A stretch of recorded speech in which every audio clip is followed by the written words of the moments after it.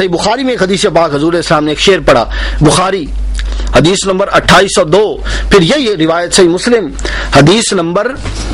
1796، اور یہی روایت ترمذی حدیث نمبر 3345،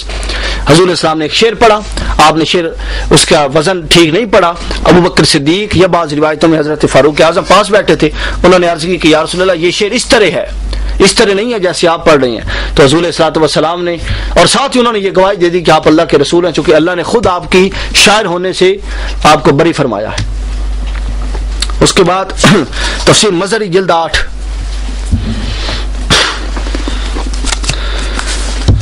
صفحہ نمبر 117، انہوں نے کہا وما علمنہ الشعر وما ينبغي، اس کا عطف انک لمن المرسلین پر ہے کہ صرف حضور اسلام نہیں بلکہ ہر اللہ کا رسول اس سے بری ہے کہ وہ شاعر ہو۔ یہ حضرت قاضی ثناء اللہ پانی پتی تفسیر مظہری میں فرماتے ہیں، اور اس میں خطاب سے غیبت کی طرف التفات ہے، یعنی ہم نے قرآن کی تعلیم کے لیے، ہم نے قرآن کی تعلیم کے ساتھ اسے شعر نہیں سکھایا، چونکہ یہ قرآن اشعار کی طرح نہ ہم قافیہ ہے نہ موزون ہے، نہ اس میں اشعار کے باطل معنی کی طرف کوئی مفہوم ہے، نہ اس میں بلا وجہ رغبت دلانے والے تخیلات کا تذکرہ ہے، اور نہ نفرت آمیز خیالات کا ذکر ہے، اور نہ خیالی اور جھوٹے تصورات کی آمیزش ہے، اور میرے نبی پاک صلی اللہ علیہ وسلم کی یہ شایان شان نہیں کہ وہ اپنے وقت کی قیمتی دولت کو اشعار کہنے اور وزن و قافیہ کی رعایت میں ضائع کریں، یہ ان کا۔ اس کے بعد انہوں نے علامہ بغوی کا، امام بغوی کا ایک قول نقل کیا کہ آپ نے فرمایا کہ حضور اسلام کا شعر کے ایک مصرع شاعری کے انداز میں کبھی حضور اسلام نے ایک شعر کا مصرع نہیں پڑھا تھا، اگر آپ کوئی مصرع پڑھ دیتے تو آپ صلی اللہ علیہ وسلم کی زبان پر روانی کے ساتھ وہ جاری نہیں ہوتا تھا، اکثر آپ نے پڑھا نہیں تھا، اگر کوئی بغیر قصد کے پڑھ دیتے کبھی تو وہ آپ کی زبان پاک پر روانی کے ساتھ جاری نہیں ہوتا تھا۔ پھر آگے حضرت ابوبکر صدیق والی روایت کہ حضرت ابوبکر صدیق پاس بیٹھے تھے، شعر پڑھا، اس کی غلط ہوئی تو آپ نے، حضرت ابوبکر صدیق نے ساتھ آپ کی گواہی دی، اشہد انک رسول اللہ، میں گواہی دیتا ہوں آپ اللہ کے رسول ہیں۔ رسول پاک صلی اللہ علیہ وسلم کے بارے میں ارشاد فرمایا وما علمنہ الشعر وما ينبغي، پھر اس کی آگے وضاحت۔ اس کے بعد حضرت قتادہ سے روایت یہ ابن حضرت قاضی ثناء اللہ نے تیسری لی کہ وہ فرماتے ہیں کہ مجھے یہ خبر پہنچی کہ حضرت عائشہ سے پوچھا گیا کیا رسول پاک بطور مثال شعر ارشاد فرماتے تھے، مثال دینے کے لیے؟ حضرت عائشہ نے فرمایا آپ کو شعر انتہائی ناپسند تھا۔ حضرت عائشہ کا یہ فرمانا کہ انتہائی ناپسند تھا، یہ صرف چاہنا ایک طرف اور دوسری طرف نہ چاہنا سے زیادہ شدت اپنے اندر رکھتا ہے۔ وہ فرماتی ہیں کہ آپ نے کبھی شعر نہیں پڑھا، مگر کبھی کبھی قبیلہ بنی قیس بن طلب کا شعر کے شاعر کا یہ شعر پڑھتے تو ابو بکر صدیق پاس بیٹھے ہوتے اور فرماتے یا رسول اللہ یہ شعر اس طرح ہے، اور ساتھ آپ کی نبوت کی گواہی دیتے۔ انہوں نے بھی وجوب کے معنی میں لیا۔ اس کے بعد ابن کثیر جلد 3، تفسیر ابن کثیر جلد 3 صفحہ نمبر 945،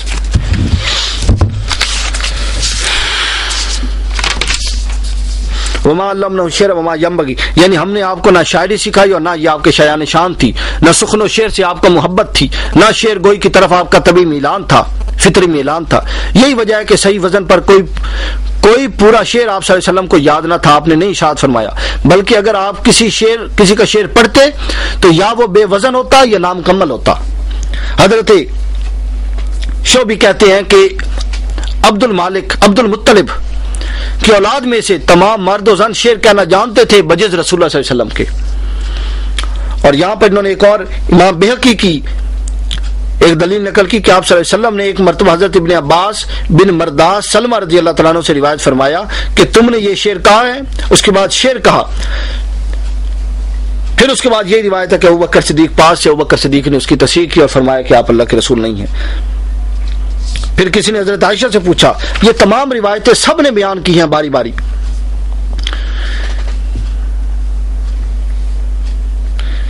اور شعر نہ جاننے کی وجہ میں بار عرض کر چکا، اگر آپ شعر جانتے ہوتے تو جو عرب تھے جب آپ نے یہ اپنی حیات پاک توحید کی دلیل کے طور پہ ان کے سامنے رکھی کہ انہوں نے پوچھا کہ اللہ کی دلیل، توحید کی دلیل بتائیں، تو آپ نے فرمایا کہ میں تمہارے اندر اپنی زندگی کے 40 سال گزار چکا ہوں، سورہ یونس میں ہے، فقد لبثت فیکم من عمرا من قبلہ، اس سے قبل تمہارے اندر ایک عمر کا کثرت بڑا حصہ گزار چکا ہوں۔ اگر آپ اس دوران کبھی آپ کو شعر کہتا ہوا پا لیا جاتا تو جب آپ نے اعلان نبوت کیا تھا اور قرآن پاک وحی کی صورت میں نازل ہونا شروع ہوا تھا تو جیسے ہی آپ قرآن کی تعلیم دیتے وہ یہ کہہ سکتے تھے کہ یہ تو وہی شعر ہیں جو آپ پہلے ہی دور میں پڑھا کرتے تھے۔ اب آپ نے ان شعروں کو ایک مدون اور منظم انداز میں ہمارے سامنے کتاب اللہ کی صورت میں پیش کر دیا، اور اللہ کو گوارا نہیں تھا کہ اس کے محبوب پر کسی طرح کی تان کی جائے، لہذا اللہ نے آپ کو اس سے بالکل دور رکھا اور اس لفظ کے استعمال وما علمنہ الشعر وما ینبغی اور نہ آپ کے لائق تھا، اور کئی لوگوں نے اس کو کہا کہ حضور اسلام پر حرام کر دیا اللہ نے، قرآن سے ثابت ہے ینبغی وما علمنا الشعر وما ینبغی لہو سے انہوں نے استدلال کیا کہ آپ پر نص قرآنی سے ثابت ہے کہ اللہ نے حرام کر دیا آپ پر شعر کہنا، اور آپ علیہ الصلوۃ والسلام نے کبھی شعر نہیں کہا، اگر کبھی کہتے تو وہ غیر موزون ہوتا اور لوگ اس کی تصحیح فرماتے اور آپ کی زبان مبارک پر جاری نہ ہوتا۔ یہ سارے قرائن، اور اس کے بعد یہی موقف تفسیر جلالین صفحہ نمبر 372 پر، اس کے بعد تفسیر معارف القرآن جلد 7 صفحہ نمبر 406 پر، اور یہی موقف تفسیر معارف قرآن جلد 7 صفحہ نمبر 407 پر بھی، پھر یہی موقف تفسیر حقانی جلد 2 صفحہ نمبر 1022 پر، پھر یہی موقف خزائن العرفان فی تفسیر القرآن، یہ مجھے دے دیں ذرا خزائن العرفان، باقی میں گزر جاؤں یہ میں ذرا تفصیل سے بتا دیتا ہوں۔ خزائن العرفان صفحہ نمبر 800 اور 801،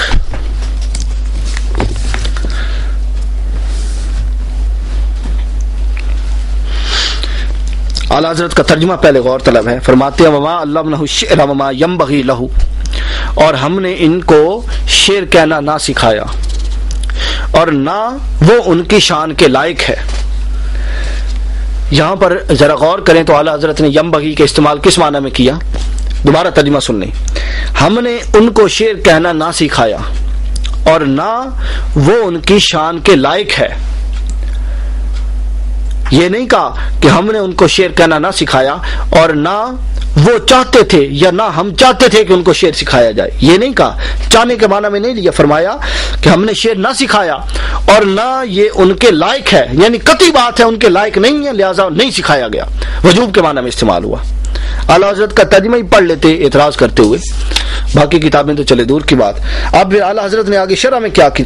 اب مفتی نعیم الدین مراد آبادی کا حاشیہ دیکھیں صفحہ نمبر 800 اور 801 پر، حاشیہ معنی یہ ہے کہ ہم نے آپ کو شعر گوئی کا ملکہ نہ دیا، یا یہ کہ قرآن تعلیم شعر نہیں ہے۔ ہر صورت میں دیکھیں مفتی نعیم الدین مراد آبادی نے قطعیت کے معنی میں لیا، یہ بڑا غور طلب نقطہ ہے کہ مفتی صاحب نے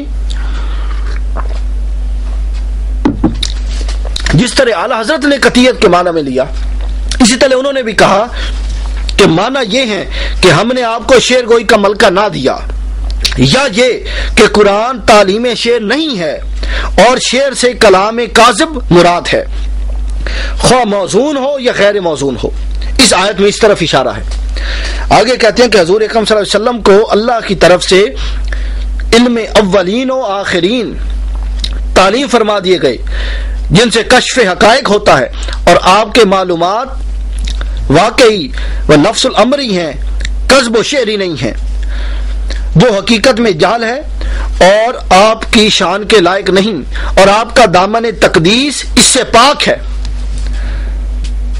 کس سے پاک ہے؟ شعر سے آپ کا دامن تقدیس پاک ہے، قطعی طور پر پاک ہے۔ مطلب کہ مفتی نعیم الدین مراد آبادی کے اس حاشیے